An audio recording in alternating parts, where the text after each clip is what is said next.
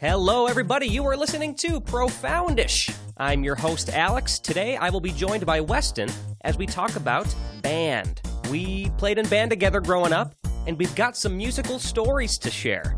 But that's not all, because afterwards, Weston and I are going to be doing a definitive ranking of the most popular traditional band instruments. Which instruments do we consider the absolute best? You'll have to stick around to find out. Let's get going. This is Profoundish.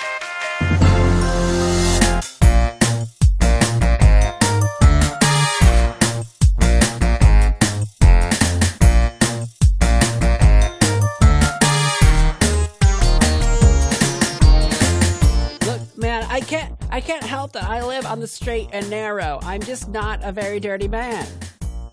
I'm just not a very dirty man. I'm just not dirty. That sounds like the song or the line that's said right before they break into a song in the musical. I'm just not a very dirty man. Because in musicals they always take the really specific point and then just make it into a 6-minute song. Yeah, and I like. It reminds me of.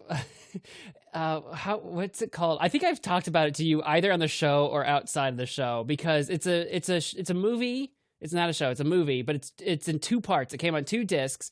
It's a Canadian movie that I watched back in 2008, I believe, called Boogeyman or Bogeyman or The Bogeyman, something like that. It's a Canadian film. And there's one musical number in the entire thing, and it's about the kid, because it's these boogeymen that live in this sort of boogie world or whatever, and there's a mom and a dad, and their kid isn't dirty. All the boogie people are supposed to be dirty and gross and mean, but the kid's clean and straight edge and nice and stuff.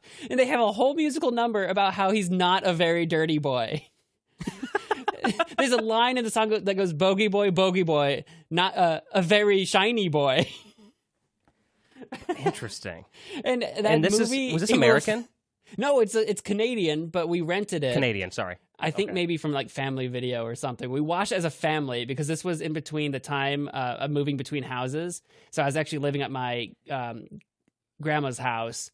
She has sort of an apartment on her second floor. She lives in an old house. It's a house, but they converted the entire second floor to an apartment because they weren't working, so people could live there or whatever. But anyway, we were living in that, and we rented movies and watched stuff together because we were bored out of our minds because we were at our grandma's house. We didn't have internet and stuff, so we watched this bogey man, and there's one musical number. So anyway, that's what that reminds me of. Speaking of musicals and musical numbers and stuff, did you ever play in school in pit band? Yeah. You did. I thought you did. Sorry, you said pit band. My brain thought pep band. No, I didn't play in pit band because I was in 2 of the musicals. All that... Well, you're in 2 of them? So you did your final 2 years, I guess? Yeah, I did junior and senior year. I did 2 musicals. I don't know why I didn't do pit band freshman, sophomore. Maybe just because... Freshman year, I think I can tell you why.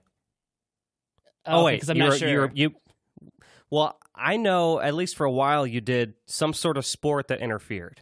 Oh, that might have been... Oh, yeah, well, because that would have been around the same time as... When did we do the musical? Was that around basketball or baseball season? Because I did basketball and baseball season. Both my freshman year. And then I quit basketball my freshman year. I did baseball for a little bit my sophomore year. So, yeah, it might have been baseball.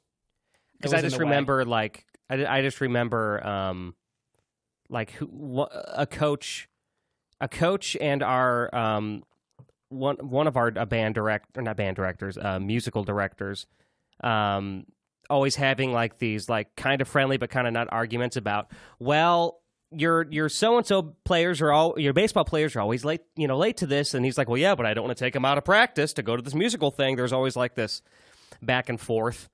Right. Of sports that sounds about musicals. Right. Yeah. Well, normally at a bigger school, because we were in a smaller school, so a lot of kids did multiple things, and you could because you weren't going to get cut or lose an audition or whatever because it was a smaller school, not as many people to vie for parts or positions or whatever. At a bigger school, you don't have your baseball jock, also the lead in the musical or something like that. Yeah. That's something you only ever see like on like the High School Musical movie. Like that's like a Disney movie where you have like the same people in every freaking position, or in just randomly our school, like or I I tell like a people, smaller school. Yeah, right. I tell people who go to bigger schools and they always are weirded out by it, but it's a true story. In our school, our star quarterback one year was like second or third chair trumpet. And I just think it's funny. Like, I'm just used to it. It is what it is. But yeah, not all schools do that. Well, speaking of band, Weston, I don't have my today, trombone with me. Damn it! That ruins the whole show. I wanted you to do a 57-minute long song. I want you to reenact Journey into Discord. You know, I don't think I could. Sorry, can't do it. Because like I'm not like you. So you learn your music by ear. I have to read sheet music, or I become fairly useless fairly quickly. And there is no existing surviving sheet music of Journey into Discord, so I'd have to hear it. And we both know how horrible my ear is for like what's the word I'm looking for? Pitch or whatever. Well, that's okay. How about we just talk about band instead? How about that? We can do that. I've been thinking about this. The reason why I even thought about bringing up this topic to you this week was that about 2 weeks ago, I played at a gala, a fancy gala. Ooh. And I was asked to play piano and sing, just as like kind of background cocktail music and stuff, for like 45 minutes or so. And what it was a fundraiser for one of the local high school's bands here in town. And this is just kind of a favor that I did this for. But anyway, so before I played, the whole point of this fundraiser, well, you know what the point of a fundraiser is. It's to raise money for the band. But what I was trying to say was some of the entertainment besides me was the band itself, of course. And some of these kids, you know, these were like, I think it was just the seniors. A lot of them went to like the state competitions. I can't think what those are called right now, but I think every state has its own name for it. But you know what I'm talking about. We did those two. And anyway, these kids were incredible. Like, they were so good. And it got me thinking about, God, I miss band. Like, and I know that you were in band too, of course. Yeah. So I thought we could kind of talk about that. Because there's also a few different versions of it that we did. You know, you and I, we did marching band. There was concert band. And then we also did jazz band. Yeah. And then the other one, I guess, would be pep band. Yeah. So I thought we could cover all four of those. I guess, why don't we start with marching band? Because some of my favorite memories, maybe it's because I was part of the drum line for that, but like some of my favorite memories were of marching band. What'd you play, which we already know, but share again with the class what you played, and what are some of your marching band memories? Sure. But first, did you, I don't remember, were you ever part of community band that wasn't the school band? Oh, yeah. I guess there wasn't. Yes, I did that for quite a few years. That was fun, too. I thought I remembered you being in it, but my brain makes up memories, so I'm like, I know you were in band. I was like, was he in community band? I think he was. Community band, I usually played like keyboards or like piano when that was there, and then sometimes bass, and then a little bit of drums. It just I bounced around because it was more lax, because it was just, community band. Anyone of any age could join that. So right. Yeah, that was a lot of fun. No, so I played I forget what all your questions were, but I played the trombone, and I did all of those things. The only thing I didn't do, like we mentioned, was the pit band for musicals, but I was in the pep and the marching and all of that, playing the trombone. That's the only instrument I played. I know you play multiple, but I did sometimes read the baritone music, because we had like one, maybe two in the 4 years in high school that I played, maybe at maximum of like two baritones ever at a time. We never had a lot of baritone players, so sometimes I would, because I actually played the lower chairs, and I would play off baritone music and stuff too. Oh, yeah. So I guess I didn't realize, because I don't know much about trombone. So trombone is, I guess that's different, because I can't think the technical term for this, but for some bands, for some instruments or scales, like a trumpet's B flat is not the same, is like a C for like a trombone or something, right? Isn't it something like that? Like there's a not shift everyone of some kind, yeah. I learned that when I composed Justin Hunter as a Man for the band. I learned, oh, wait a second. And I never knew that before because I was usually in the back playing the drums or sometimes saxophone. But okay, so you did baritone. So how is that different from trombone?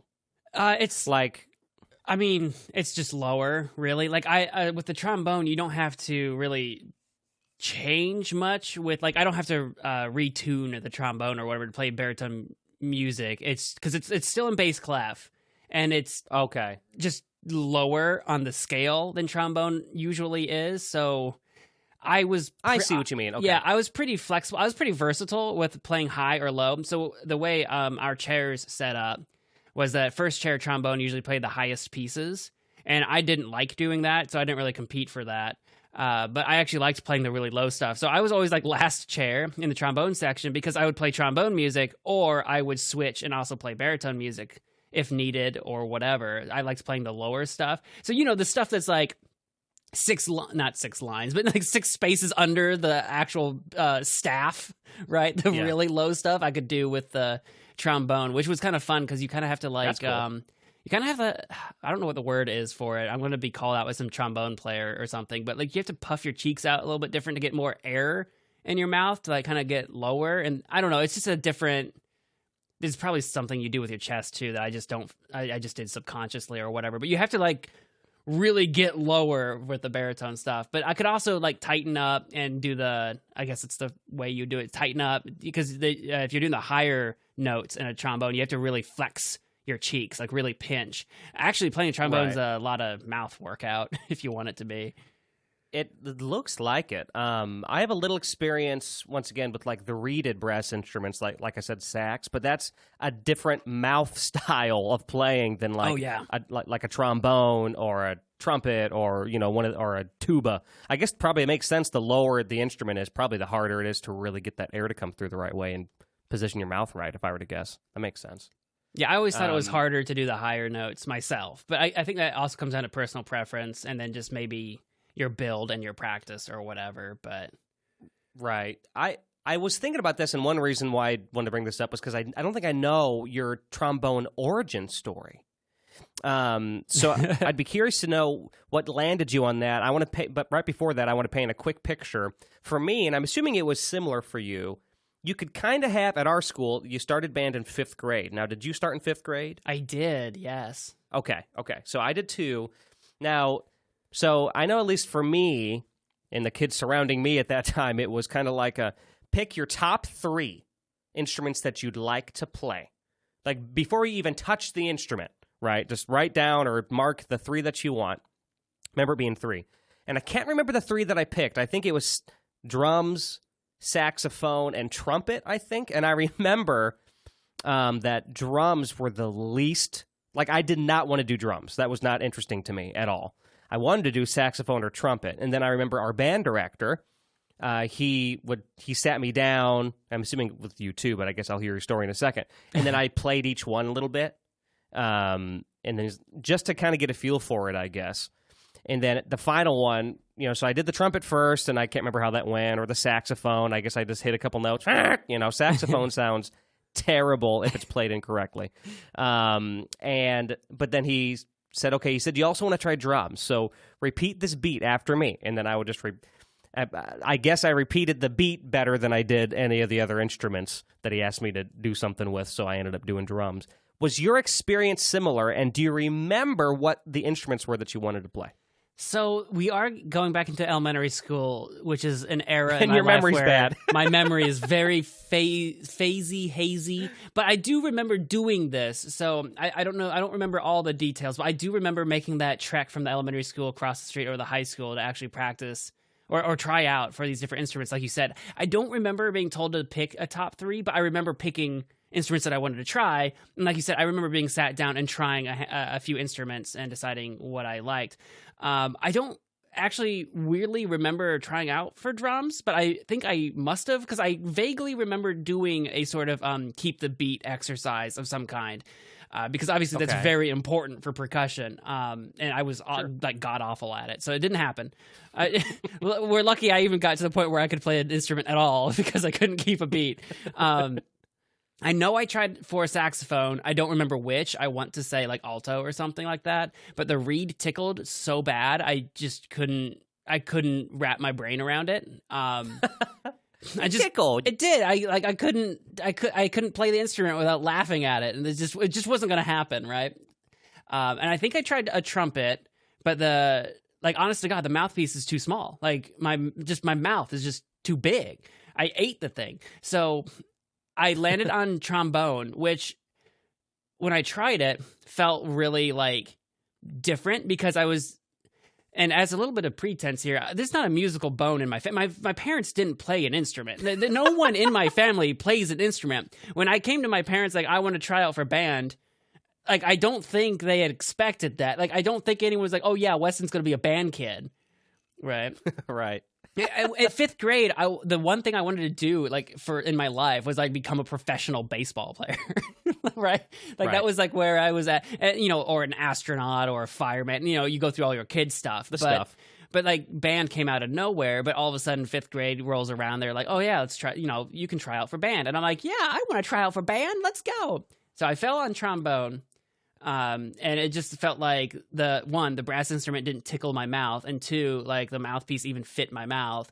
And then it's got a slide instead of like all the little different button pushes, which I was a little intimidated by pushing the buttons because I don't know anything about music. My family doesn't know anything about music. I don't know how to play an instrument. So I was a little worried with the buttons on a baritone or a trumpet or even a saxophone, which the reed didn't work out anyway, like learning buttons and stuff. But with the slide, I'm like, oh, I think I can do that. So I tried out and somehow got the trombone position or whatever. I don't remember how that concluded. All of a sudden, I was just like, "Yeah, you could do trombone." And I remember getting like the sheets to take home about if you needed to borrow. I don't remember if it was like borrowing or renting. I think it was just borrowing a school instrument or the music shop that they recommended for buying one, etc. I brought all that information home. Talked to my family. I guess I don't really remember the talking to my family part, but I guess about playing trombone. And I was so over my head on this one. Because, again, family, zero music. You think, okay, well, this might be a passing fad. Weston wants to play trombone, whatever. We'll borrow a school instrument. No, we went and purchased a brand new trombone. So one way or the other... At that point, you have to commit. Yeah, at that point, I can't just not play the trombone now. I own an instrument, right? Like we purchased the thing. We can't just say, "Oh, that was done." So we're committed now, which was pretty funny because I did commit, and I remember taking home the old practice books and realizing in the books they're trying to tell you how to practice your scales and stuff. And I thought 1, 2, 3, 4. I remember this part vividly. In the early parts, they were trying to keep you tell you how to count music, 1 beat, 2 beat, on a 4/4 measure, right? 1, 2, 3, 4. I thought it was telling me to play in, I don't know, first position, second position, third position, fourth position, just over and over again. Because at the beginning of the book for trombone, they have where the positions are, the fingering chart is what they usually call it, except you don't really have buttons to finger on a trombone. You have slide position, so a slide scale. Right. So I was just doing 1, 2, 3, 4 over and over again. And I remember being made fun of. My mom and dad joked about how it just sounded, because it was a big brass instrument, it sounded like I was playing farts in the dining room. Just boom, boom, boom, boom. Yeah, boom, boom, boom, boom, boom, boom, boom, boom, boom, boom. Just doing that over and over again, practicing this new trombone, having no idea how to play the thing. None. Well, that probably helped you with your, at least, because if I were to guess, now I know nothing about trombone because I don't think I've ever played one or really touched one. I bet you that probably helped you because with your positioning, right? Because you got to get your position just right?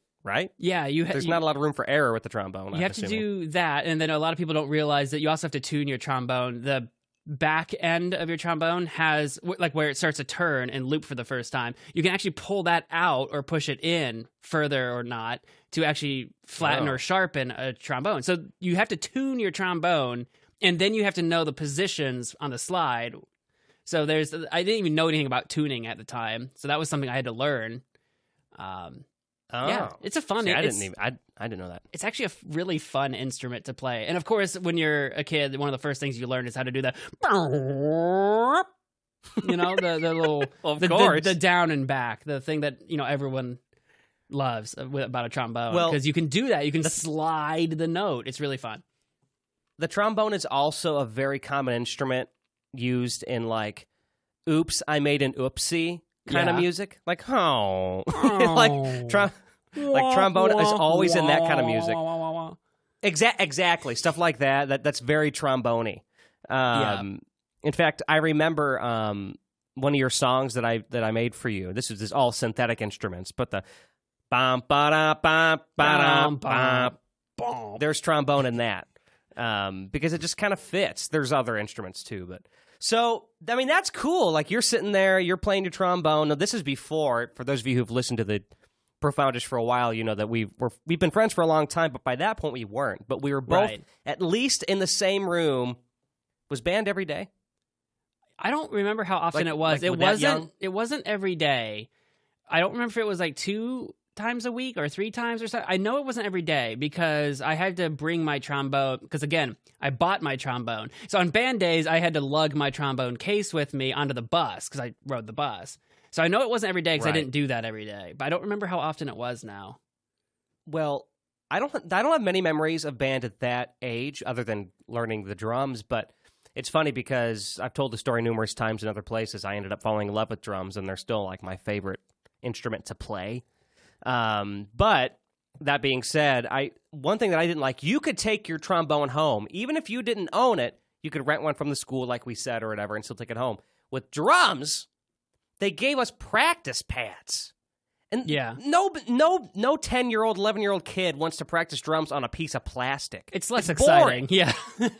So I remember being so bored with that and not wanting to practice because of it. And, like, I just couldn't wait to get in there and play a frickin' snare drum. Like, that was such a but just briefly, before we move on, I want to talk a little bit about marching band too. Oh yeah, right. Because marching band was where a lot of my favorite band memories are. Weston and I went to I would consider us to have gone to a school that had pretty significant school spirit. A lot of the times in our class, meaning like our division, our football team usually made it pretty far into the playoffs, so we were always really into it. And that reflected in the band too. Like, I remember we would travel, and even just when we played at home, marching was so much fun. Yeah, we did. Yeah, no, it's weird. I don't remember which we ended up doing more of, because it always felt like the first, I guess it was about half and half. The first half of the school year always felt like marching band half, and the second half always felt like concert band half. I know it wasn't strictly half and half like that, but like for the first half of the school year was always dedicated to like preparing, for football season and marching and stuff. And then, the second half of the school year, we don't have band for like baseball or track or whatever. So it was a lot of concert focus. So especially that first half of the school year, you're just coming back from summer. You're just getting back into school. It feels like for me, the peak of school pride is right around the same time you're preparing for marching band. Oh, yeah. Yeah. Makes sense. Homecoming and all that stuff. Yeah. Super fun. Quick story about that. I remember this was probably freshman year we were marching. And this is, freshman year is when, at our school, when you first started marching band. And it's kind of daunting because you're playing with upperclassmen who are likely better than you and also know the ropes of marching. And we're learning. And I remember being so nervous. So you're holding a trombone, but I'm in the drum line, which the drum line's kind of like, obviously, the backbone of the marching band. And it's so like there's kind of a lot of pressure. And I remember I was playing at the time it was the tries, not the quads. So tries are, if you want a little lesson, you can probably guess tries are 3. So it's just 3 drums. Then there's quads. There's also one that has 5, but I don't know if those are called like. Are they pence? What's 5? Is like pence or quints? I'm not sure. Probably quints. Probably makes more sense. But anyway, I was playing the tries at the time, and I remember the street we were on, actually. We were on Lot Boulevard, and we were going one direction. Can't remember which way. We just passed my house. I thought that was cool. We're playing. I'm rocking and stuff. Who knows? I don't remember this, but my mom was probably out there watching us. I don't know. But we were going through the town and for some parade. And all I remember is I was getting ready to turn a corner, and I was into it. I was confident, and then the tries fell. Oh, like no. in the middle of one of our songs. I think it was one of the drumline songs. And I was so embarrassed, and I remember our drum captain at the time was like, "Hey, pick it up, hurry, we gotta go. And I'm so nervous, and I'm sweating, and I'm scared, because I'm afraid I, like, broke the tries, and I couldn't put it back on, so then I'm marching with them, just holding them. I can't latch them back onto my, like, brace thing that I have on, so I'm just kind of, like, holding them. Oh, it was so bad. We survived, though. We made it, but that was a traumatic experience at the time. God, I never took a tumble like that. I don't remember that instance, so it must have, like, as stressful as it was for you, it must not have been too bad, because I don't remember that instance specifically. Well, I do remember our baritone player, that we both know him, took a tumble. Yep. We were doing marching band, and I think it was, like, our football team had made it to, like, far along in, like, the state tournament or whatever. I don't remember if this was, like, the final or semifinal or what the game was. That part I don't remember. I just remember that our baritone player stepped in a hole going out on the field and just ate it straight to the ground. And maybe I remember it because I actually saw it happen. It just burn and crash and burn. It was just like, oh, there he goes. He's done. Well, first of all, I know exactly who you're talking about, and that was kind of his shtick. His whole thing was falling and getting hurt. Oh, God, yeah. His falls were priceless because and I always made fun of him for being like a robot. We were friends, but I definitely made fun of him for being like a robot. And he would do that if he fell. Like, he was the type of guy that wouldn't save himself from a fall. Like, he won't catch himself from a fall. He will just straight face plant down like a plank of wood. He is fully committed to just dying at any moment. Once you're in that motion, he's not leaving that motion, which sometimes could be helpful, because sometimes if you try to stop yourself, you can end up hurting yourself more. Right. So maybe he was onto something. Yeah, he never broke a wrist from trying to catch himself. He just didn't catch himself. Right. Well, I was going to say this, too, to your first point. You said you didn't know when I kind of dropped my drums. Mm-hmm. You know why? Because you were, like, way ahead of me, probably. Because we're in the back. Yeah. So, actually, maybe you weren't, because I figured it was from low to high, right? Like, drums were in the back, then probably, like sousaphones, tubas, and trombones and stuff were there, and then trumpets in the middle, and then I think, right, and then woodwinds in the front. The way I remember it, I don't think I was too far from you, but I think there were a few rows between us. And there's a good chance that maybe I did hear a disturbance, but you would have been behind me, so at least I didn't see it. So maybe I just didn't know what was going on. Yeah. Or I was probably, especially if you were a freshman, if we were both freshmen at the time, I was probably too focused on my own, like, trying to keep in step, trying to keep one of the issues I always had was the clip where my sheet music was attached to my trombone. It would always slide, so I had to keep my finger wrapped around it so it was moving. So I probably had a lot going on myself just to keep myself in check. I had my own crap. I had my own things to worry about. But you're right. The drums are kind of like the backbone of the marching band, because often that's what's keeping us all in check and on time with each other, is hearing that very clear percussive rhythm. Besides, of course, trying to follow the conductor. But sometimes if you can't quite see the conductor, what's going on, and he's wandering around doing whatever with each section, it's being able to hear that helps a lot. So, right, yeah, it was a ton of fun.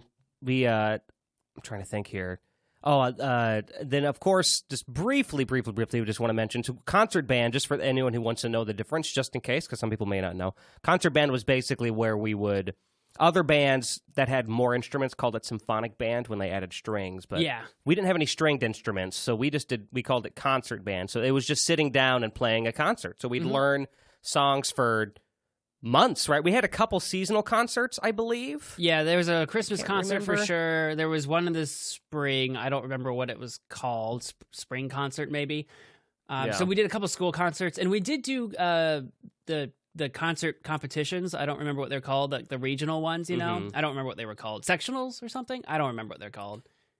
Now, did you do the solo ones? Because you could, or like not solo, but like, because there were some that were completely voluntary. Yeah. Like where you could just Did you do some of those? I typically didn't, but there was one thing that I went to as, I believe, a senior. It might have been a junior year, but I think it was my senior year. There was like a weird, almost like a band camp type thing, but it wasn't a camp. It was just like a one day, but it was all day with a bunch of random people from all over God knows where, all doing this, like putting on a concert together. So there's one like program thing that I was a part of my senior year that was super fun, that we spent all day learning literally brand new music, learning to cite it, and then we put on a concert somewhere. I forget where. But I didn't usually do the solo stuff leading up to that. Okay, I was just curious. Solo and ensemble. That's what we call solo it, right? and ensemble. You're talking about solo and ensemble. Yeah, I was never part of those. I never did the solo stuff. Anything I was ever a part of was ensemble stuff. I don't think I ever did the extra curricular stuff because I was usually too busy otherwise. Okay. So I did a couple extracurricular things, and they were always, for me, it was always so much fun because I could meet other musicians who were like-minded, and at least in the way that I saw music. So I could read music at the time, but I always kind of led with my ears, which is never what the band director wanted me to do, which completely understandably so. But it was just so natural for me to do it that way that it was kind of hard to. So anyway, I would meet other musicians at these things and like in the halls in between like performances, because we'd usually go to like a bigger school somewhere, and then they would just, and then different judges or whatever would be in different rooms that you'd go play in.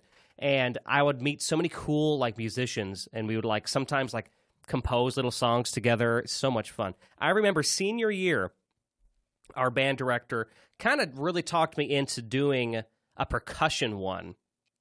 So before, I would usually do like choral ones, like I do like choir ones. But senior year, I actually did a snare duo, or what's it called? I guess it was a snare duo song, just two snares. And at first you may be thinking, that just sounds like it would be pretty rough, just noisy, right? Dueling snares. It actually got dueling snares, exactly. But it actually got really creative like how on a snare you can like turn off the snare, and basically the snares at the bottom of the drum loosen so that it sounds like a wider, thicker drum, I don't entirely know that I knew you could do that. Okay, yeah, so the reason why a snare sounds like it does, the right, like a very high-pitched, tinny that's basically because there's a bunch of snares tied up and lined together underneath the drum. And then they reverberate against the bottom of the drum to give it that kind of tinny sound. Yeah, I guess I just didn't realize you could like loosen them to just have a different sound. I guess I just didn't connect that, but it makes sense. That's a thing. So you could loosen the snares, and then it just sounds like a tom, or if you don't know what a tom is, it's just anyone listening. It's like a really high pitched timpani almost, and then it's just doom. Yeah, it's kind of different sounding. Okay. So that being said, it was a really cool duet. That's the word I was trying to think of, duet. Right. Because we would both take turns switching on and off the snare in real time. So like I would do like a and while I'm doing that, he'll turn off his snare. So it's and then like I would play and he would play. It was actually really fun and way more interesting than what it sounds like, just being two snare drums. Well, we ended up doing really well. When you are limited like that, there's just the two of you, to get a wider range of sounds, you have to be able to do stuff like that. So I can imagine that being really a challenging and fun experience to do, because normally if you're doing like concert band, because there's so many more people playing different parts, you don't have to be like that versatile. You really have to play It'd get almost too busy. Yeah, you can be too busy, but yeah, when you've got a whole concert band, you got the whole symphony or whatever, you're usually just narrowly doing like your one thing. So yeah. Well, usually in percussion too, I mean, like the snares, for example, are all, for the most part, some exceptions, are unison for that same reason. You want to have that snare really pop out in a whole band. So if everyone's playing their own thing, it's just going to sound muddy, is what we usually call it, just muddy. Right. So that was super fun, always to do too. Concert band was always so great. That's when percussion was fun, because like in its own way, and that's probably why also percussion was kind of the butt of a lot of the jokes in the band, because we'd always get picked on because we would never be where we need to be in time. That's because like if it makes you feel better. In the brass section, we really didn't care. We made especially the trombone section. We were like, we're the backbone of the brass. We're the backbone of the brass. What we spent all our time making fun of was the trumpets. We're like, those stupid trumpets.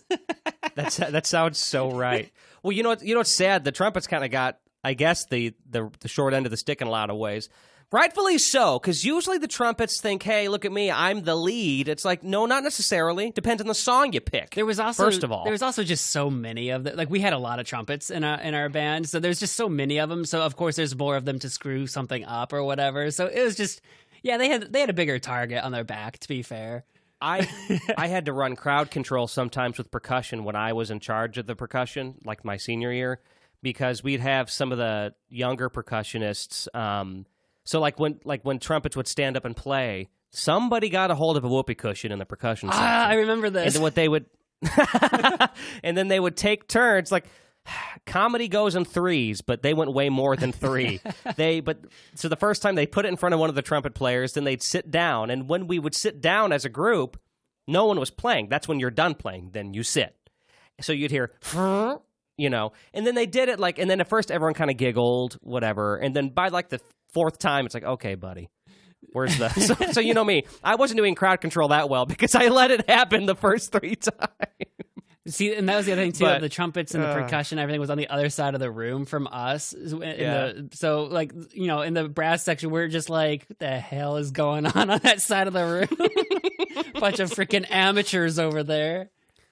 Well, the problem, too, is that our band director, because we switched band directors halfway through, our second band director, he, majored, he either minored...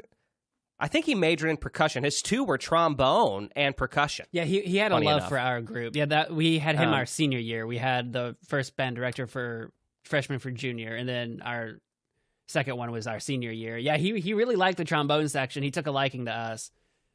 So, and I can't remember, and he took an interest in us, but only because he majored in drums and percussion. Yeah. So, he always gave us a little extra hard time, which... deservedly so. We needed to be put in line sometimes, but I know what his sandwich is when he comes through work. He gets a turkey sandwich on wheat with lettuce, tomato, and onion. Does he really? Yeah, he's a pretty straightforward guy. He says, "Hey, you know what? Straight and narrow, just like we talked about. Nothing wrong with that." There might be one other ingredient. I think he gets mayo. I know his sandwich. Man, wild mayo. Goodness, I know. Man, you're married, man. Easy. Live a little. Well, listen, we can always talk more about band later because there's a lot more memories that I'd love to share sometime. But for now, let's move on and let's pull up a tier list, shall we? Oh, it's been a while since we did a tier list. I know we could talk band a lot more. I feel like we barely scratched the surface, but yeah, let's do it. We'll definitely return, but right now we'll be right back with a band-themed tier list. Oh, boy, I'm ready to play. Ooh. Well, yeah, I sounded gross doing that one. Profoundish is brought to you in part by my music. I'm a singer, songwriter, and multi-instrumentalist. Most of my songs tell stories, some real, some not, but all of them speak to an experience that we all share, the human condition. Search my name, Alex Duquette, on any streaming platform. Thanks for listening. Profoundish is brought to you in part by HastilyMadeDecision.com. Get your poetry fix from my poetry blog featuring haiku, senryu, freeform stuff, and more. Again, that's HastilyMadeDecision.com for your poetry fix.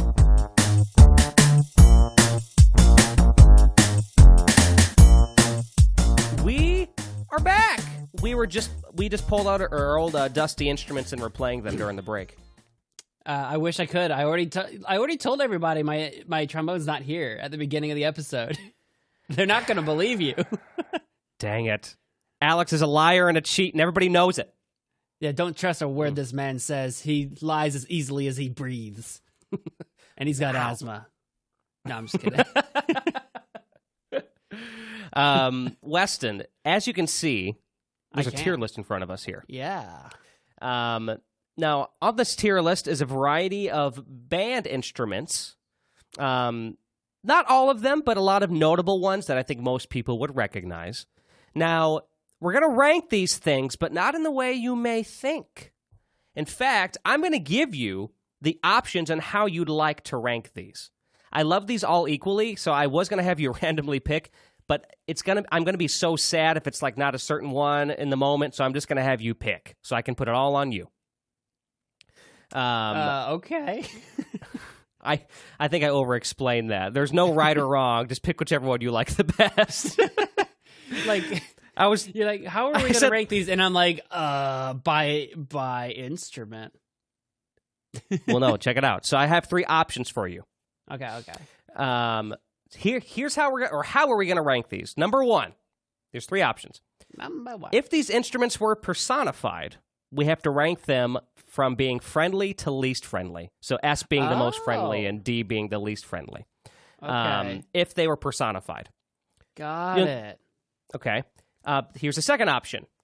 If these were, just as they are, inanimate objects that make noise, how successful would they be in a physically romantic relationship with us?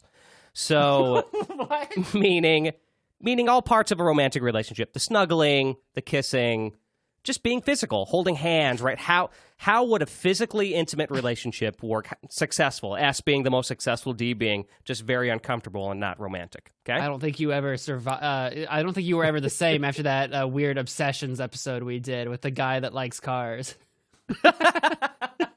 But is it weirder than eating drywall? I think maybe it is. All right. Here's the third option for you to pick from. If every song you heard from now on, period, no matter how you hear it, on the radio, Spotify, doesn't matter. If every song you heard was replaced with all of the instruments. So, for example, there's a violin here. So if you... do you know what I'm trying to say? Like every instrument in that song, including the melody, would be a violin, just in various pitches. So it's still distinguishable. We're going to rank them based on which we prefer the most. S being the most pleasant to hear, D being the least pleasant to hear. Okay, yeah, that would bring out some strong opinions. I feel like I definitely agree. If you replace everything in a song with just the one instrument, yep, and it'd be every song you ever hear. I feel like that would also be a very negative episode because I feel like most of these I wouldn't want everything to be just the one thing. I mean, full disclosure before we get into it, if we pick that option, I'm just going to be like trombone, S tier, everything else, D. Like, I guess it's not fair to that's piano. Not good content. Piano could go up further up. Piano's pretty versatile. Yeah, piano. Come on. Like, which we didn't list all the instruments yet, so I'm cheating a little bit, everybody at home. But everybody at home, imagine you're listening to, I don't know, the latest, Lady Gaga song or something, but every instrument's a cymbal. That's why I thought that would be funny, too. It's not a good idea. Well, remember what I said. And because I had a feeling I might have to explain this to you. They would all be pitched correctly. Well, yeah, but it would still be all just the one thing. Yeah, that's true. No, you're right. You're completely right. As long as you understand the pitches do change, but I totally get it.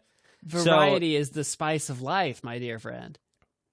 Well, listen, you're not wrong. Do you know, so you're knocking that one out? Are you picking between one of the first two? I like one of the first two. I like which one is the friendliest versus which one's the romanciest. I like picking one of those two because that way we're personifying the instruments. Correct.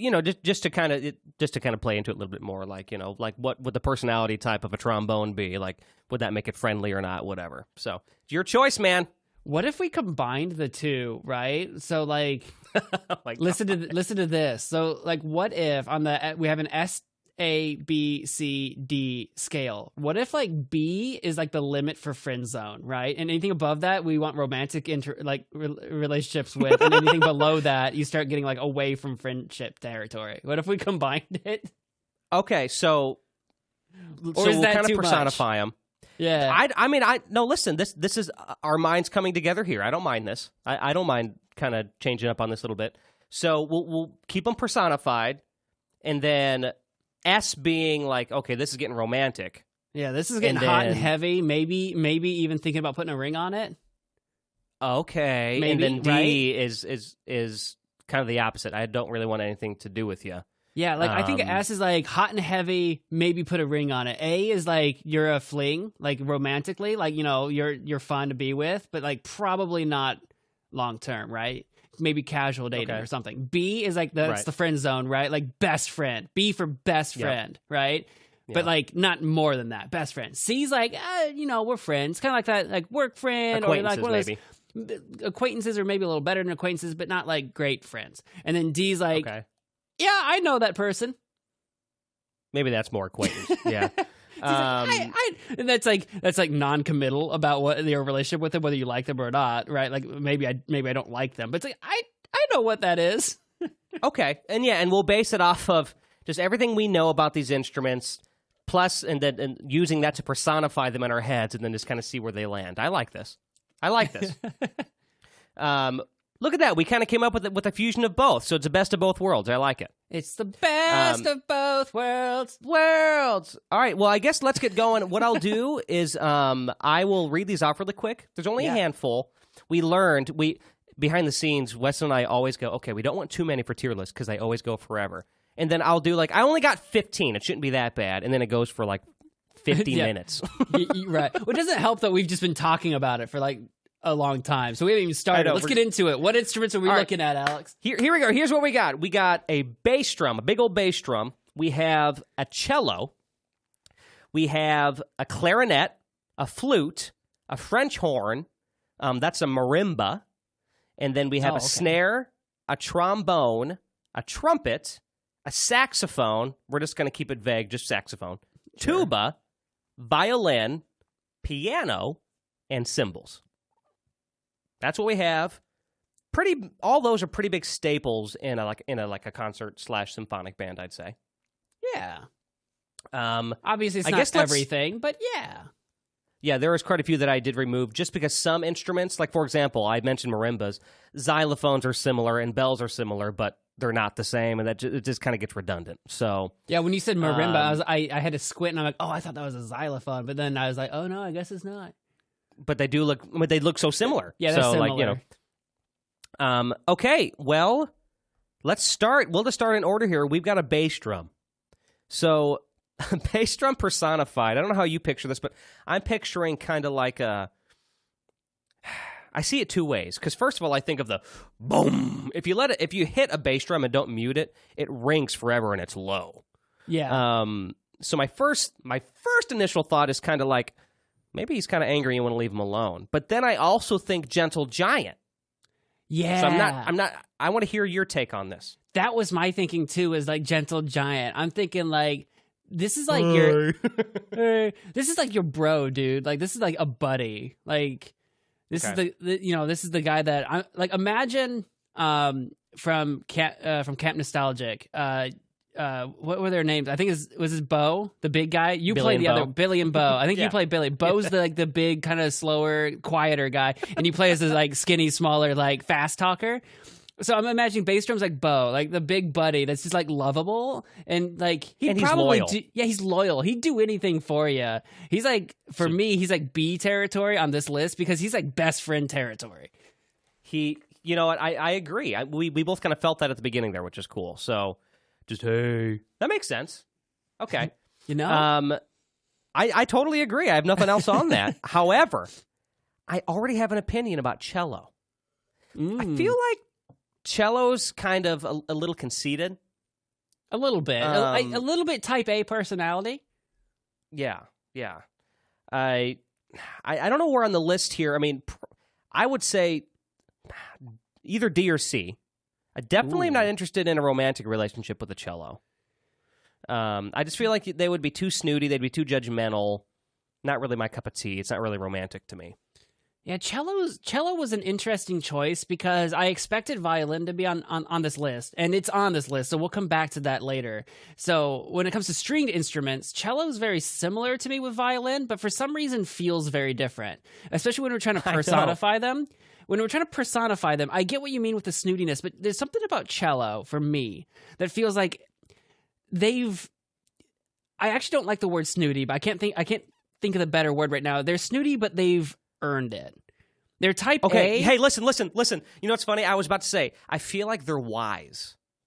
I feel like they have a lot of life experience, and that's where it comes from. That's interesting because I wasn't thinking wise, but more talented which wise is good. I like that. But I think talented and dedicated. They've spent which this could feature into the wise, but wisdom always makes it feel kind of like older, aged, venerable. And that's not immediately what I was thinking. When I make it a person in my head, I'm not thinking like a venerable cello. I'm thinking more like this is the type A personality that's hit the books and studied hard for like 200 hours a week or whatever, didn't really have a social life because they are that kind of person, because they're kind of like really analytical and particular. And there's something about that I find weirdly attractive. Oh. So when you said like C and D, there's something about cello that I'm like, this is like A territory for me in like the most bizarre personified way possible. Like, I wouldn't, this thought would have crossed my mind before doing this tier list just now. I'll be honest with you, I'm willing to put it up there because you painted that picture to me in a different way. Yeah. So I do get that. It's respectable because it shows ethic, like good work ethic, and it shows, I don't know, like talent. I mean, because I'm also seeing it just kind of for what it is. Like, you're talented. You put a lot of time into this, and that can be attractive. So I respect that. I'll go with A. I think the reason why I was thinking wise was because I went, cello's clearly the grandpa to the violin. So I went like kind of like in a family tree for one reason or another. Yeah. You just go where your brain goes. But if they're a little younger, if you can put them, more middle-aged, sure, let's do it. Yeah, I don't know. That. Yeah, I don't know why that is with cello. Like, I was thinking about it, and in my brain, I was like, whatever type of person I'm picturing in my head right now, I'm going to run with, and that's what I came up with. And I don't know. You're definitely going to at least take them out on a date and see how that goes. Yeah, like this isn't like, again, I don't go all the way to S because I don't have like a really big love necessarily for the cello, and again, we're going to get to violin later, but like, there's just something about it that hits me in this sort of like fascination or intrigue way. And I also want to make mention, too, just thinking of all aspects of the instrument, it sounds beautiful. I love the sound of a cello, and I should play that as a part, so I'm definitely willing to put you at A. Okay, clarinet. I am neutral here. Do you have a thought offhand? Clarinet, like, I feel, especially we both were in band, and as a band kid, I feel bad, honestly, for putting down any particular instrument. And I'm not saying D. Well, maybe I am. I'm not sure. Wait a second. I'm starting to think hold on. I'm starting to think about it now. Yeah. I feel like the clarinet is just kind of boring. Like, just kind of drab, just kind of there, like if you ask them, "Hey, what'd you do this weekend?" "Oh, I just kind of, I read a book for a little bit and I drank some water," and it's kind of boring. And and almost maybe they're not boring. Like, clarinet feels like a quiet kid to me. So like, you don't know if they're boring or not. They just go unnoticed. Like, not necessarily, and I don't want to, again, any bad people out there. I'm not trying to say like clarinets go unnoticed in a concert or whatever, and they don't play an important role in a concert. Don't get me wrong. That's not what this is. As a person, if a clarinet as a person to me feels like the quiet kid that sticks to themselves, and you just kind of forget that they're there. And I'm like, okay. So it's not like I don't like them, which on our list, we don't have like a hate for between like love and acquaintance. So we don't have that. So like on my list, I'm like thinking, is it like D, like for that sort of acquaintance level? Or is it sort of like, I want to say friend for C, but then I feel like I'm not there, you know? Right. Well, I'm thinking D for my own personal reason, which once again, because I do feel the boring part, just like, you don't seem like you'd be bringing a lot to this friendship. So I feel really bad about it, but we're not putting it down. We're not saying it's bad. I don't know. I feel weirdly bad, but I agree it should be D on our scale. Right. Well, that's fine. We both agreed kind of in our own way, but it's at D. Remember, this is just the instrument, Weston. Yeah. It's okay. We're not hurting. This is nobody. No, these are real people to me now. Oh, God. Okay, we have a flute. So flutes are usually near the clarinet in the band, and I would say I feel like I don't know. I feel like a flute is very. I wish you could see me because I'm waving my arms a little bit, very slowly in like a slow windy motion. Oh.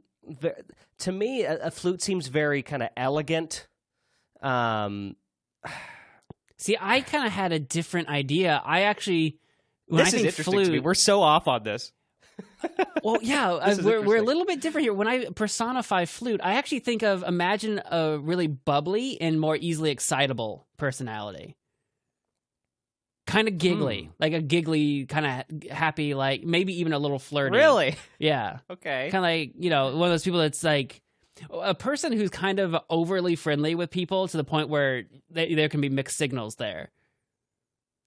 Oh. You know what I mean? Like one of those types of Okay. people. And I'm not saying that me as a person necessarily like quote unquote falls for it. It doesn't have to be like A or S territory or something like that. But that's the type of person I'm imagining is this sort of like really friendly, really bubbly kind of individual. Well, okay. Friendly and bubbly. Which I feel like, for me, I feel like kind of like floats towards the A territory because it's that sort of like kind of romantic interest side. Okay. That's where it like floats towards that. But weirdly enough, because it is still a flute, I almost, and I'm not like the biggest fan of flutes, which nothing against them. But for me, it almost holds me back where maybe it hits more of a friendly territory, like with B or C, only because it's in that friend zone for me. But that's the personality that I imagine, is that it's actually kind of like a flirty personality. Well, it's funny because we keep thinking of the same letters almost, but in a different way. So, because I was thinking, I know you kind of bounce between A and B there, but I was thinking A, but for my own reasons, which basically is, I feel like the flute, I went to the flowy thing. I had trouble describing it, but I feel like the flute would be very, I kind of get the bubbly thing, but I think it's very approachable. Kind of like how you say, like a lot of people feel like they can just kind of talk to you. You're just kind of there, and you're great at absorbing and just listening and being there and really being in the moment. I feel like a flute is really good at that too, and I find that attractive. Just the very, you can very mesh very nicely with that personality.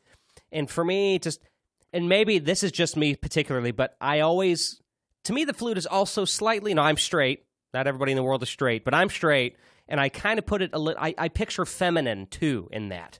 It doesn't have to be. There's plenty of male flute players, but for me, that sort of presence feels a little more feminine to me, which also makes me a little more attracted to it. So I would say A. I know you were kind of teetering to A and B, but you said flirty. Right. I mean, since you're leading I A, don't know. And since I said flirty, I like it. I'd say we can put it in A. There's for some reason flute kind of is a hang up in my head, but as a personified thing, I like that. We can put it in A. I know it's hard to keep re-grasping the fact that we have to kind of personify all that these could represent. All right, next up we have the French horn. French horn is an odd one. The French horn is an odd one. I do want to say this because I've learned just in my travels over the years, a lot of people who aren't in the know with kind of music and instruments, which there's plenty of people who aren't, can't really identify what a French horn is. I usually tell people this if I'm trying to explain it. If you listen to like a movie, the French horn is so prominent in most like cinematic soundtracks. Yeah. There's so many movies where French horn is kind of just like the lead. Like if you watch any epic, like okay, if you're watching like the Lord of the Rings trilogy or something, so many of those songs have like French horn that's so prominent for one reason or another. Anyway, hopefully that helps paint a little picture. I love the French horn. It is interesting though. I have a weird mental block with this. I want you to describe where you're thinking, and then I'm going to tell you what is blocking me right now. I wonder if I know what's blocking you me. might, but go ahead and tell me what you're thinking. Is it a player of the French horn? Tell me what you're thinking. Okay. I think I think I know, but so see, I'm trying to kind of riff here because the French horn is kind of blocking me too. The more I think about it, I would say the French horn kind of goes back to. I think the French horn is comfortable. So I feel like reliable, maybe. Like nothing. I'm picturing C. If I can almost more easily just identify it maybe with like a letter grade here, like on the scale. Like I feel like a C would be good. Like I feel like I'd be friends with French horn because I feel like I could talk to them. I can trust them. They're very reliable. They're there. They're not overly rambunctious. They're not super flamboyant or exciting. they're just a good, solid friend. Just kind of like your neutral friend. That's kind of how I see French horn. Okay. I like that. My big hang up, because we're doing a scale that ranges from acquaintance all the way up to romantic, my big hang up is, in fact, that we both know a French horn player and was the only French horn player in our band. So when I think French horn, I imagine our buddy Peach. And it's hard for both of us as two dudes that like women to want to be romantic with Peach. I can't help it. It's hard to separate him from that. I see French horn, and that's who I think of. So when I'm trying to personify the French horn as not him, it's like a mental block. So it's funny because, once again, if we're personifying and you're looking at the physical attributes of it, it's a very curvy instrument. Yeah. Like, there's, you know what I mean? And that looks attractive to me. So far, it's the most attractive looking instrument to me. It is very, like, not just curvy, but like in a round way, which you don't get with a lot of the other curved instruments. It's very, like, circular shaped, if that makes sense. Right. So it's kind of fun to look at. So, I mean, so what are you thinking? You think C? I think C is totally fine, because there's something about it's French horn. It's not a super common instrument, so it's got like this sort of exotic feature to it that makes it kind of intriguing. So when we're talking about like trying to head towards the romantic side, I'm like, I think it's got things going for it, but I just can't bring myself to make that argument. So C sounds totally fine. Yeah, I I think that's fair. Do you have a strong opinion on the next one, marimba? I don't have a strong opinion about a marimba, but this is the one that actually, and flowy is not the right word either, but kind of like what you were struggling with flute. I think of that sort of elegant, kind of quiet, kind of grace, maybe, comes to mind a little bit. Interesting. We're so off here. Grace. Okay. I'm here. I'm all ears. So that's where I'm at with that, Grace. which I have. I might have less experience with a marimba in particular, so I might be combining other like instruments in my head, like a chimes or a xylophone, or so I might be combining stuff in my head. I'm not entirely sure, but that's kind of where my brain is heading. Where like I think almost like where you were saying like wisdom with cello. I feel like this would be a person that I would want to have on my side and be able to talk to, because I feel like that they would be welcoming in that aspect and probably knowledgeable. So I'm like there with the bass drum with B is where I'm kind of thinking. Okay. I'm going to be honest with you. I was thinking B, but I couldn't place my finger on why. So I'm just going to agree with you and put it in B because I don't have a strong thing on that. But I agree. I still would put bass drum ahead of it. So we'll leave the marimba behind it. However, we're on snare now, and I do have a strong opinion on snare.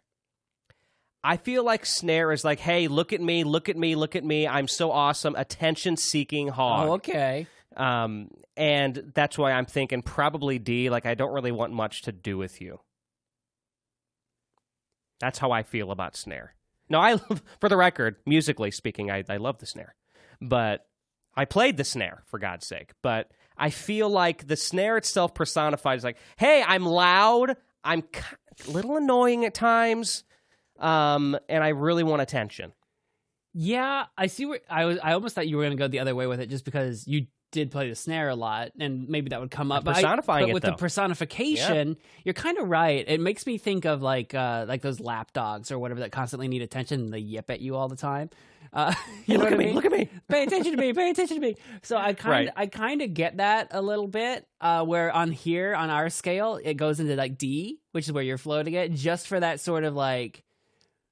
Yeah, I know who they are. And yeah, sometimes we talk in study hall, but you know. Yeah, exactly. But that's about it. Like, you're not going to be hanging out with them outside of school because it would be too much. So I think D's good. Now, all right, I'm going to let you lead on this one for obvious reasons. We've got the trombone. Now, all right. Look, I'm a very narcissistic and very biased individual. All right. Come on, look at it. Look, trombone. All right. It doesn't have a lot of swirls and stuff going on. It's got just one giant S-shaped sort of loop. It's a simple individual, but it knows what it's about and it does it well. For its simplicity, it makes a big sound. All right. As a person, as an individual, this is a sturdy individual who's got your back no matter what, but is also cool, chill, and vibes with whatever you got going on. Fits into anything, any scenario. It's like, I got you. You want to talk your way out of this party right now because it's a little too hot and heavy? Let's get out of here. Or, hey, you want me to introduce you to some friends? I know some people because I get I mingle, whatever. I'm cool. Trombone's just cool, right? Okay. And that's the type of person. Okay, I'm putting at S, man. I mean, come on. That's a partner. That's a partnership right there. Okay, let's talk. All right. You knew I was going to do this. I know you're biased. You knew I was going to do this. It's funny. We just picked one of my primary band instruments, and I threw it in frickin' D. I know. And then here you are with your trombone. However, I will say this. Biases aside. Yeah. I was thinking A. Okay. Because for similar reasons that you said, I feel like the trombone is fun. They're going to lighten up a party. And for some reason, the personification of the slide is what's doing it for me. Like, that's just fun. Right? Right? You They're know, like, unique. that is fun. Very unique. Yeah. However, I don't know if, I just don't know if I'd want to commit myself to that romantically. Like, I feel like it'd be a fun fling. It'd be really fun. How would you feel about the top of A? Or can you not do that? Yeah, that's tough. That's tough because we mentioned at the beginning of this episode. Sell me here. We mentioned at the beginning of this episode that in 5th grade, we bought a trombone. I committed in 5th grade. I committed to trombone in 2005. We've been married, all right, for almost 20 years. I've got an 18-year relationship with a trombone right now. Listen, Weston, this means more to you than it does to me, so I will put this in S for you. Yes! Plus, once again, I do see the romantic thing, too, a little bit with it, so I'm not against that.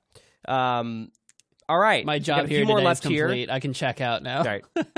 Yeah, he's clocking out. What about trumpet? Trumpet's the same vibe for me as snare. I was thinking the same thing. It's the brass version of a snare.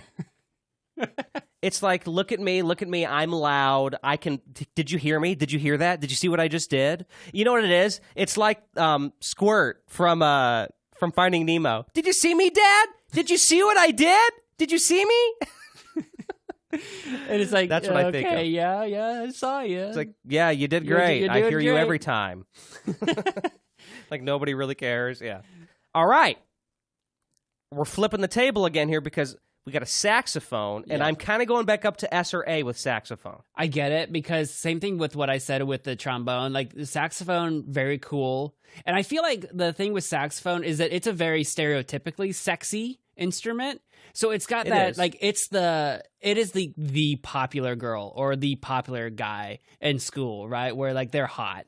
So, like, you want, you're like, I want to get with that. I want to get, which I keep going back into, like, high school relationships in my brain because we played so much band in high school. But you get the idea where it's like they're the cool kid, right, in the hallways or whatever. So it's like, oh, yeah, I want to date that. So that's where that comes up for me, is like that A territory. Okay, good. I was thinking A2 because I was thinking in my head it was, yeah, they're attractive, they're hot, you know, they got the sexy thing going on. However, to me, it's like, they'd never want to be with me. Yeah. So, like, that's the, you know what I mean? Yeah, so, that's like, the funny thing where, like, if it were me as a person, so, like, I feel like the saxophone is the traditionally hot person where you're like, oh, yeah, no, that would be really fun to date, or, like, say that, oh, yeah, I dated a saxophone or whatever. But you also know that deep down you're like, I never would be in the same league as them, right? Like, exactly. Just as that sort of introvert, nerdy, like, I totally get it. It's almost like the fantasy instrument, like, personified. It's that person that you're like, you imagine what a relationship would be like with them, even though it won't happen. That's exactly right. What's going to happen is, you know, you want the saxophone, but you're going to end up with the French horn. It's the celebrity crush. I feel like that's you want to be the saxophone. That just sank in for me. I'm sorry, French horn. All right. So I'm curious your take on this one. If you have a take on it, we got a tuba. See, tuba is like the brass version of the bass drum for me. So like we have like, so like that's like a buddy, which I played the baritone pieces. Oh yeah, okay. You know what I mean? Okay. And so like I have that sort of similar like mindset where like as a trombone player, the baritones and then next to them were the tubas. I kind of have that sort of camaraderie and just in my own experience. So when I think tuba, right, I kind of have that sort of bass drum, like they're my big buddy, like, you know, hey, okay. You kind of rib them, kind of joke or whatever. They're cool. Yeah, I can see that. I will say that I feel like bass drum is still bigger personality and more fun.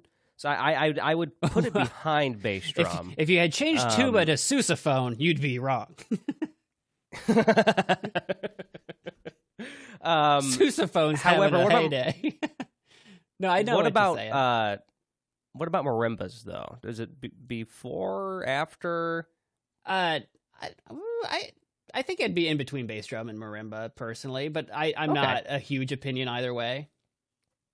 It's so hard to personify them in this like weird friendship way, which one would be the best buddy. Personally, I put tuba probably above both, only because again, like I said, that brass camaraderie in my own experience, but like that's all that's the only reason. So right. Well, see, because what I'm trying to do is personify the sounds, and I'm thinking of a bass drum.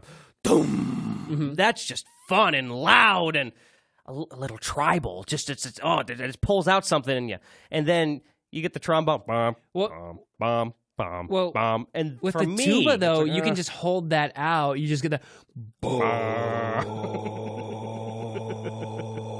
It's very warm. And I don't even know if Discord's picking me up. I was holding it out. You can just keep going.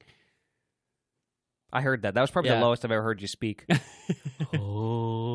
Which it's funny because your voice is a little bit higher. So like for me, like you just did this. Yeah, that's the note you just did. I can't actually go way lower. What am I actually? I didn't ever do choir. Am I like a soprano? What am I? Oh, you're probably am I an alto? Either a tenor 1 or like an alto 2. Okay. yeah. So you're the highest tenor or the lowest alto. Because I know I've got a higher pitched voice, but I never did choir, so I'm like I don't know in the range of voices where I fall. Yeah, I bet you'd be either a high tenor or it's possibly could be a low alto. All right. So we kind of alluded to this earlier. We're back at it. We got the violin. Violin, I have a weird vendetta against. Oh, I don't. All right, let's hear it. I can't describe why this is. I have just never enjoyed violin, which is super weird because we talked about cellos earlier and they're very similar. You know, stringed instrument, kind of in this sort of same family, but violin's different in some way. And when you talk about personifying their sounds, this to me is the person who just for existing, the sound of their voice is just grating and I just don't want to be around them much. Oh boy. Okay. They're just to me when I personify a violin, they're just someone who's just kind of annoying. Are they pretentious? A little bit. A little bit pretentious. A little bit full of themselves, maybe kind of an expert in a topic that they're kind of passionate about, but like I just don't have an interest in. So I'm like, okay, I get it. Right? Okay. I mean, I was kind of in a similar vein as you. I kind of thought pretentious, just maybe like they like what they like, and they're not going to talk about anything else besides what they like. Right. So like you can't really mesh well in a conversation with them unless you have all the same interests. So you're thinking D then. I'm assuming. Thinking D for the violin, which I feel weirdly bad about because I do understand all the practice and dedication, everything going into the instrument. I've nothing against the players of violins for anyone listening, but for some reason when I personify the violin, I'm like, no. I'm okay with that. Now, here we go. This is my baby. We got the piano.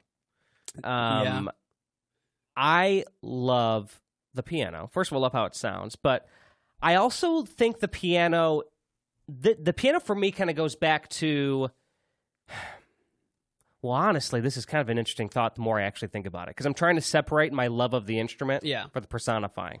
So hold on. I got to backtrack. Sure. Because I feel like the piano is tried and true, very trustworthy. You can trust a piano more than any other instrument on this list. I don't know what that means for the list, but I picture really trustworthy.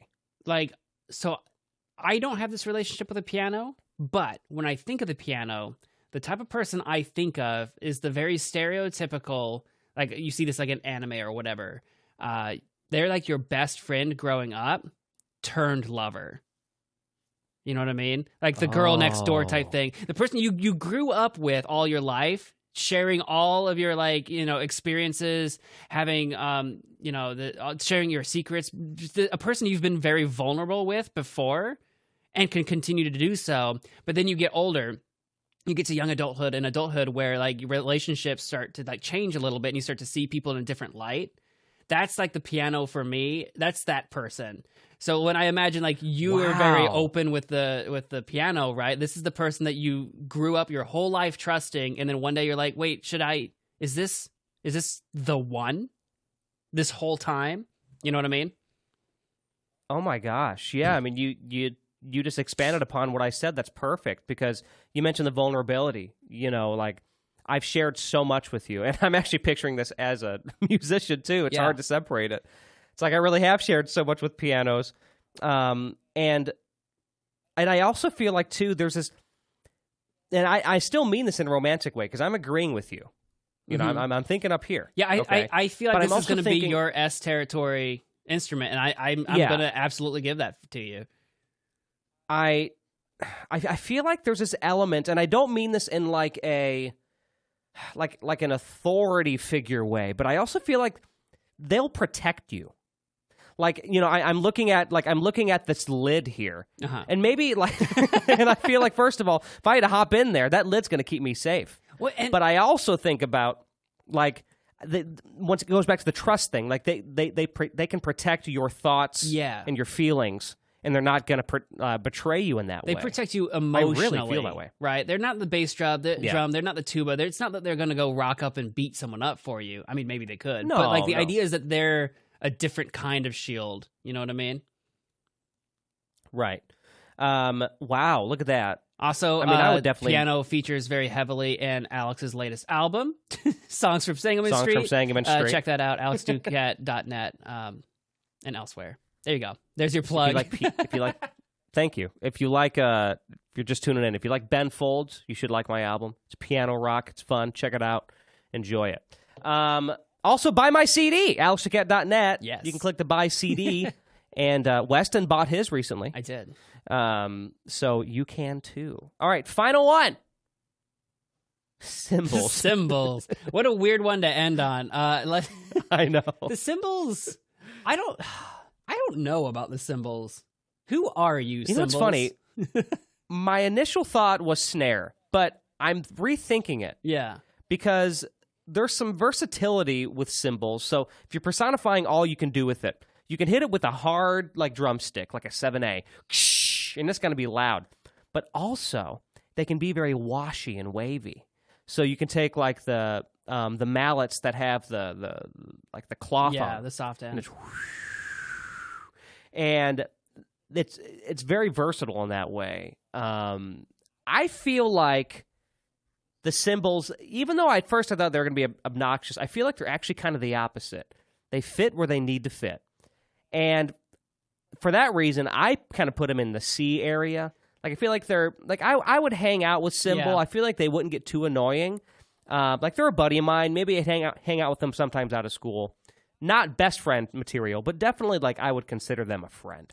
I think so, too. That's where I was looking, was C territory. They just seem like, the type of person that they're really into some stuff, and they're very versatile in their interests, and kind of like, I don't know, it's one of those people that you kind of, excuse me, it's probably friends with several people because they have a bunch of like a wide variety of interests, and they're just kind of like in a lot of different friend groups. And like you said, it's because of that different ways that the cymbal plays that you feel like, oh, they kind of fit in with the quieter group, and they also fit in with the extroverts, and they kind of fit in with the sports, but kind of like not. And they kind of like, they fit a lot of cliques and a lot of niches. They're kind of like one of those floater friends that has a lot of friends, and that's how I see the cymbals.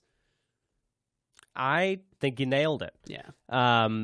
Ladies and gentlemen, we just did this thing. So we just ranked these band instruments from most attractive and appealing to, and we're not really friends that much. So at the S tier, we've got the wonderful trombone and piano. I'm not surprised that both of those made it to the top. Yep. Next up in the flirty tier, like we'd flirt, maybe go out once or twice. It would be cello, flute, and saxophone. I think that checks out pretty well. Yeah. And then in the B category, so this is like in friend zone territory, but like best friend. Yeah. We got not kick drum. We got bass drum, tuba, and marimbas, which I think is good still. I'm not looking back.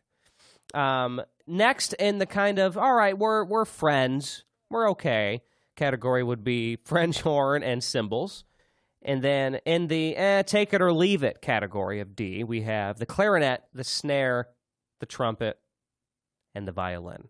I'd say, even though in a lot of ways we got there in our own by our own means, we still kind of agreed on where they should sit. So I'm pretty happy with this list. Yeah, weirdly enough, I think the only like contention we had was where you wanted to put the trombone, but you gave it to me. We got there. Yeah, I did.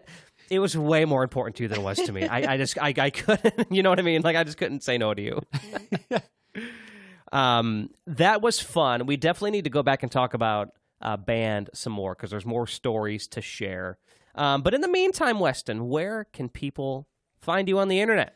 I have a website with all my things called westonhasty.com. If you're really into gaming, check out my gaming YouTube channel, Magic Man Mo, all one word. We don't do magic, we do games. And then we don't do magic, we do Mo. We do Mo. And then That's what I thought you were going to say.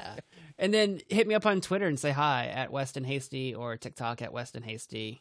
I have an Instagram that I barely post to, but I have that as well at Weston Hasty. He does. I'm not on Twitter anymore, but I do see him when he's on Instagram, and he'll post his poetry on there sometimes, which I like. Sometimes I'll loop your poetry too, by the way. I'll just loop it because like I like the music that you pick for it. It's really, really relaxing. Oh, thank you. Yeah, you're welcome. You can find me at, first of all, alexduquette.net. That's my landing page. You can see everything I do there.